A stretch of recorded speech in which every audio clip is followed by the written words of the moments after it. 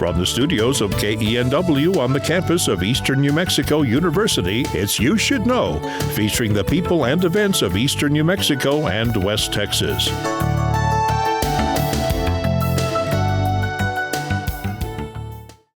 Welcome to You Should Know. I'm your host, Evelyn Ledbetter, and today I have the great pleasure of a very esteemed guest, Dr. Su Pinnell. Thank you for joining me today. Thank you, Evelyn. You're great to be here. Oh, does it feel like you're coming back home? It does. It does. So let's dig into your background. You actually grew up in Portales. I did. I was a toddler in Portales, and my father was county superintendent of schools, and he was young, and my mother taught at Floyd. Oh, I went to school. That's where I graduated from. Well, I met several people last night that knew my mother, or I even have met a child who was in her kindergarten class. How wonderful. All those years ago. And of course, she was a young teacher at the time, and I was, there was no kindergarten. Yes, I guess she taught first grade. Okay. Because kindergarten came later. Right. But then they moved to Clovis, and then we moved to Arkansas and several years on a ranch. And then he went to Texas, got his PhD at University of Texas, and then we came back here, fourth grade, and never left. Okay. So I feel I grew up here because from fifth grade on, I had, the same group of friends, Sure. Everybody in the class of 62, and we went all through junior high and high school together, and a lot of us went to Eastern. Very so nice. This is home. This is home. And so did your father continue to teach here and finish his career? Until he retired. Okay. In fact, he was so proud and happy to be in the new education building, which now was the old education building, which I think they tore down. And now there's another new education building. So there have been changes, but in many ways it has the same feel. Well, and now we have the honor of having your name on that education it's building. My honor, really. Oh, just think of how proud your father would be. I mean, how amazing. And I know when some of the things that I've looked at, you spoke the fact that your name there represents several of your family members. Yours. It does. Yours and your mother's. And my mother and my father. And so this is kind of where we all grew up, I suppose. Okay. Because this is where they finally settled down. And do you still have friends in this area that you? I do. I have some very good friends from high school. I saw some of them last night. But many are gone, and many are living in more distance. Most of them within 2 hours drive or 3, but some in California and fairly New York. Close. But it still has that feeling of home. And I'm always, my husband and I always drive around the administration building. Sure. Which is very beautiful.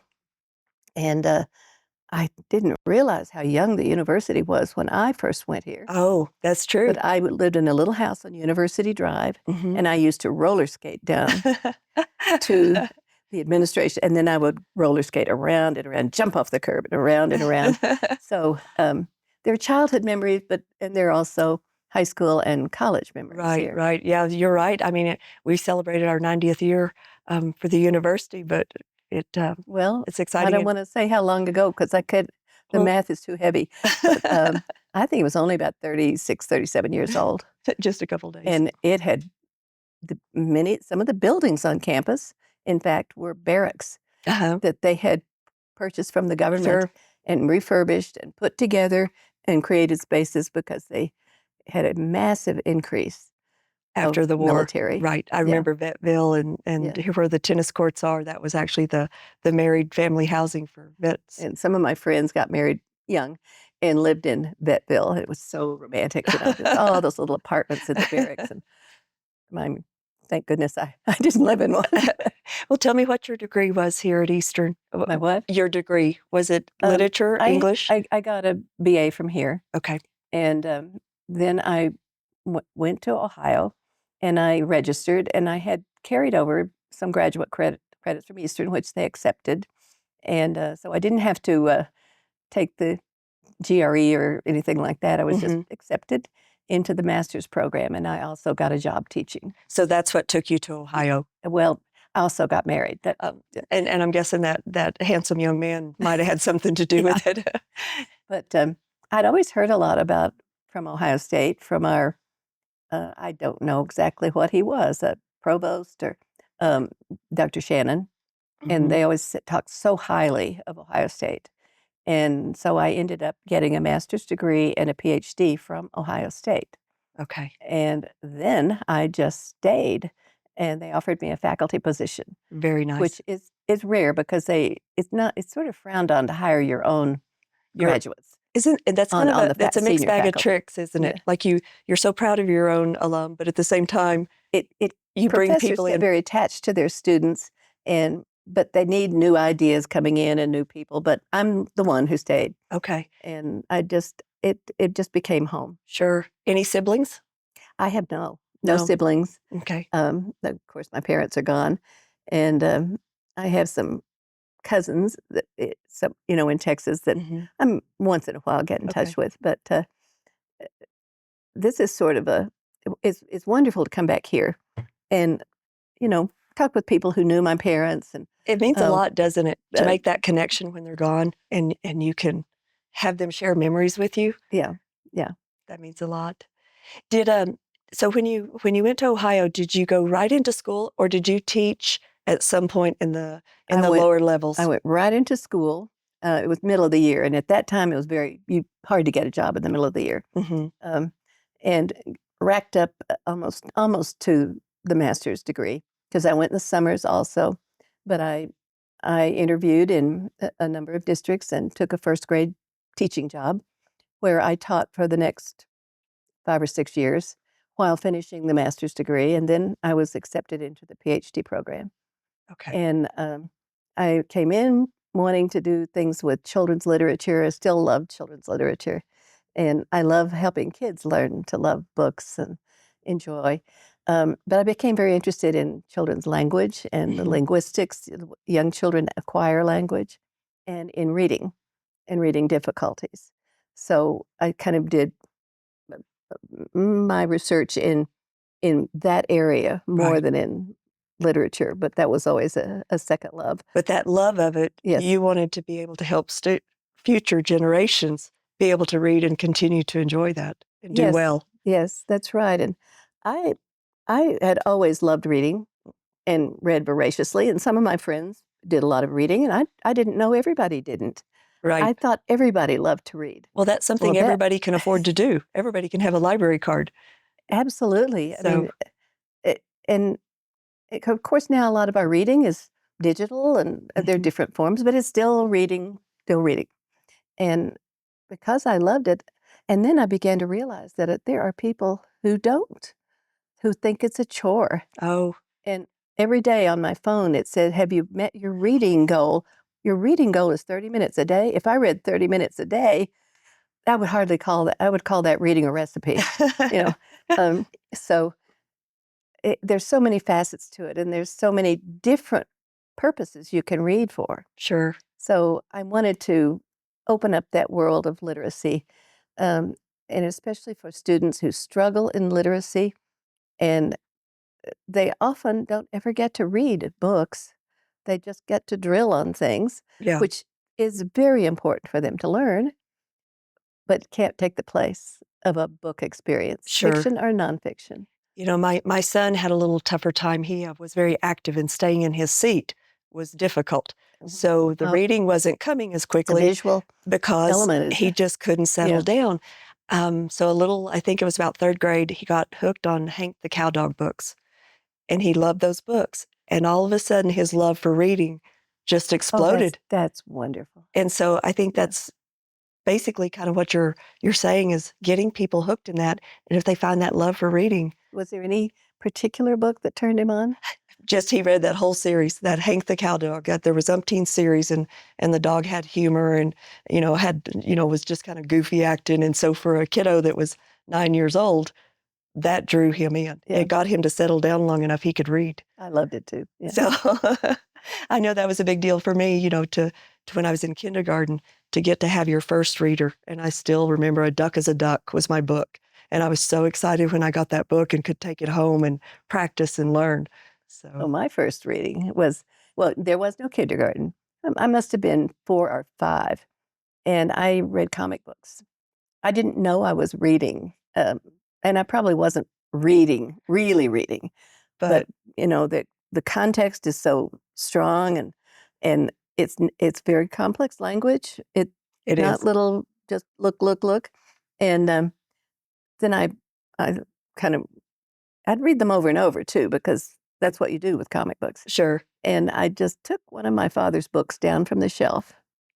Um, I remember it was the saber-tooth curriculum, and somehow I knew that was about tigers.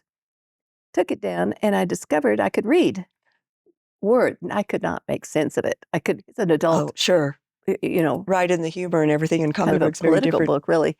And so I just underlined every word I could read. This was not good in my house. We didn't even turn the corner of a Oh, page down. oh, and you underlined You did what? My parents didn't think it was cute. um, it just exploded in my head. So I was lucky. And Sure. sometimes when parents will, say, "But I just can't get my daughter to read at home." I said, "Well, have you tried graphic novels Something that draws them and in, at least something. graphic texts or graphic nonfiction texts?" Well, reading the Sunday comics was a big Yeah. deal in my house. Yeah, well, kids have to read the words, of course, and Sure. I've written quite a few books on phonics, but they also have to have that comprehension and the thrill of being in the book. Sure. So truly, your love of reading is what inspired you to go into education and literacy because of that love. Yes, that and the fact that that's what my parents thought I should do. A nurse or a teacher. Take your choice, and you're not going to like bedpans, I promise you. Right. So, but I didn't question that. I wanted to be a teacher. Well, I wanted to be like my mother Sure. and her friends who were teachers, and I wanted to go to Eastern. I didn't have the choice to go away, but in some way, I didn't want the choice. My high school, I was here for all the football games, and I even went to graduation several times. I do not know why. Well, you probably there might have been some friends or a cute boy in there or something. And so I just couldn't wait till I got out here on campus with a little freshman beanie hat. Oh, how fun. But thank goodness they discontinued that Somewhere along the way. pagan custom. Well, do you think your experience teaching early on, is that what got you started with your views on your literacy education? Yes, Very much so. absolutely.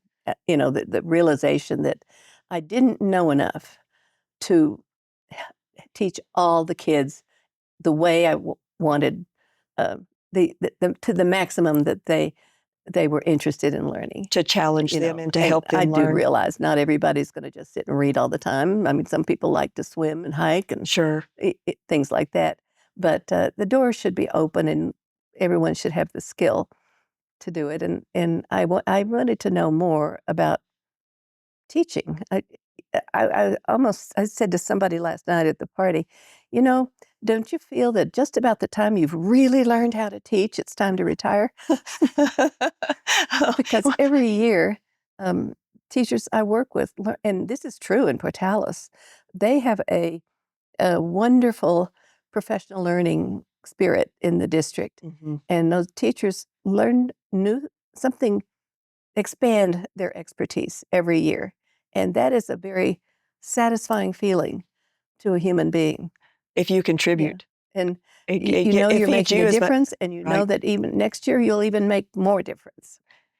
Your thoughts on, your early literacy, the views on what that does for you on your long-term academic success and later in life.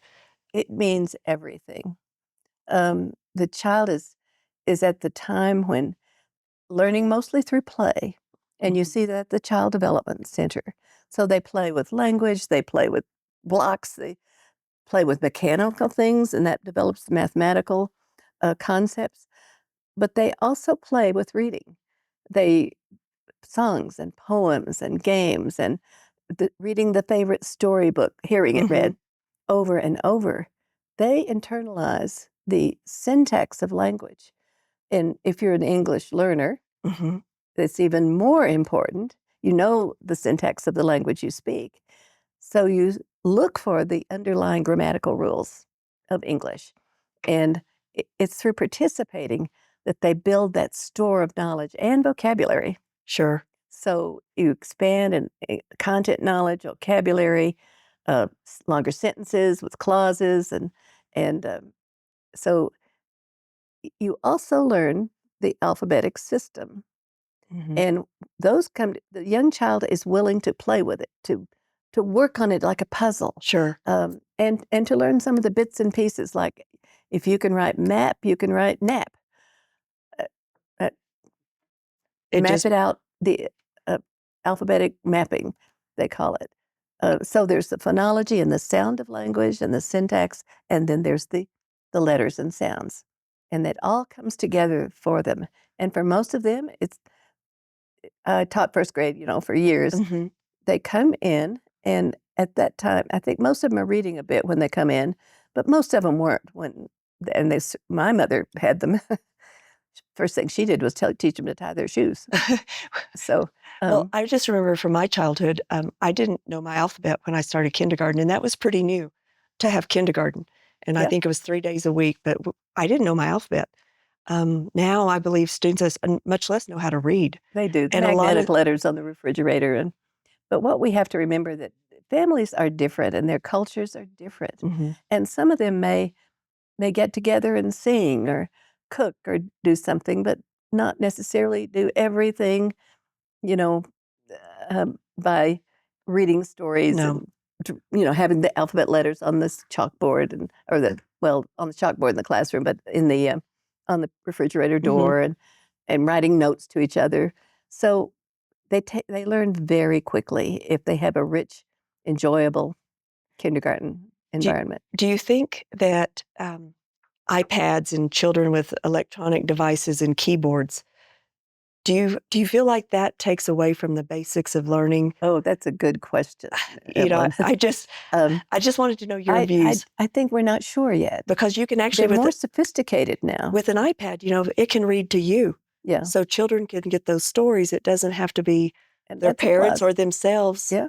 reading it or sounding it out. I was just curious if that makes them a little less, maybe a little lazy because they can have it read back to them at I demand. don't think it has that effect. Okay. I think the spirit of the child is to get in and do, and they will shut down and be passive if they have to struggle. And if it's boring and dull, that might be fascinating the first 3 times they do it, and then the fourth time they drill on it, I'm checked out. Yeah, but I'm out of the room. it offers a great deal. I think we should attend to what some doctors say about screen time not being maybe the best for your developing eyes and brain, but right. um, I think it will contribute. The Just work. danger is that it will substitute, Right. and the young children need the tactile feel of letters, in sand, um, so because if you think about it, letters aren't that different from each other. No, they're It not. I mean, and I was going to ask, do you think that has a big thing? You learn to print your letters and you learn the sound that goes with it and if those sorts if of you things. take an H and an N, Hmm. lowercase, Right. and a U, how much difference is there? Right. So, um, these are what we call the distinctive features of letters, and I think children need to feel those, and they don't know that directionality makes a difference. The dog's the dog, whether he's lying on his back or Right. front. That's true. That's true. So a So, U, you can look here's at it, this B, turn a U upside down. put it upside down, and it turns into a P. Well, that's because we have a great, efficient alphabet that's easy to write, Okay. and in both simple and complex ways related to 45 sounds. Hmm. And there are debates on how many phonemes there are, but the individual sound. So they're very complex relationships, but we learn them. We learn them through being taught, and we learn them through discovering more. Right. Well, tell me about your books, your educational system and literacy, K through second grade. I had read that 43% of the U.S. that they go along with the Fountas and Pinnell Literacy System of K through It's second. not that high. Is it not that high? No. Okay.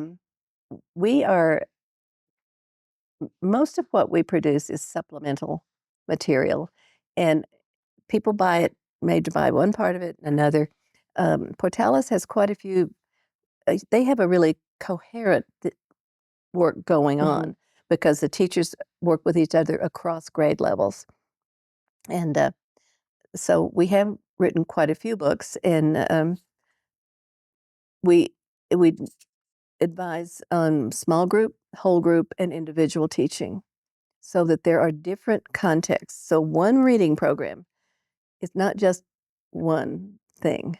And, and it's probably an exaggeration to say that it's that high. large. It's not, and it's really only been in the last 10 years that it's even, I don't know, much less than 45.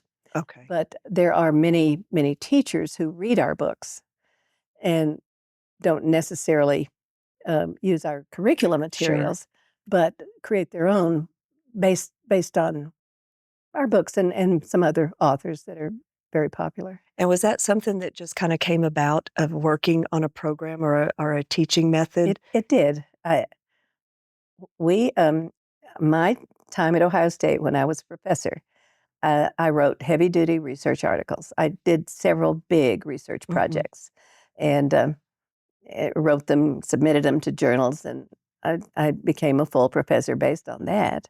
And then Irene Fountas and I saw that teachers wanted to do good small group teaching of reading because they had classrooms of kids that would be sitting with a book that's too hard for them and not really reading. Right. And then there were some other kids who maybe were like, I'm just reading ahead. Right. And never got to read aloud because they didn't have the place. And teachers wanted to differentiate. And they'd been doing that with some of their basal readers and so on. So we just decided we would write some books for teachers. And that's how it happened because we never lost our liking for going out in the schools and teaching kids.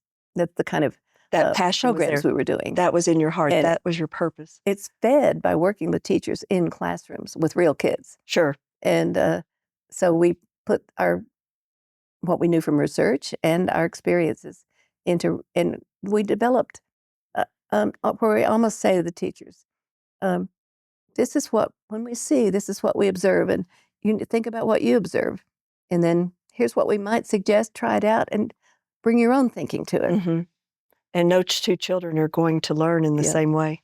So it was and then we just, we would, and Irene is very close to teachers and classrooms in Lesley University. Okay. And so we would put our heads together and just start saying, let's just talk it through. This is what we've learned from theory and research, and this is what we see out there. And how can we make it available to teachers? And join that together so that others can learn from, we just success. We'd say, they really don't know how to teach phonics. You can't, it's not enough to just embed it in your group teaching. That's fine. But kids really need you to focus on these fun elements, really. Right. And what you do with them and how you can play with them and learn more through them. So we wrote phonics lessons from preschool, although it's more play with literacy, to grade 5, 6. There you go. And this really, as we wrote these things and looked at research that informed them, it really helped us learn. Sure. Well, you learn from them and the success or maybe the good and the bad. But, well, Dr. Pinnell, you've touched, I mean, through your love, you have touched the lives of so many. And I know that has to be very, very rewarding. And through that also, what you've gave back here to the university is just immeasurable. It'll continue giving for years and years. Well, it's a pleasure to be here because people are doing so many good things for their students. The co-teaching project has been a huge success. And what I love to see is the students I don't have much connection with students in the other schools, but I know that's good too.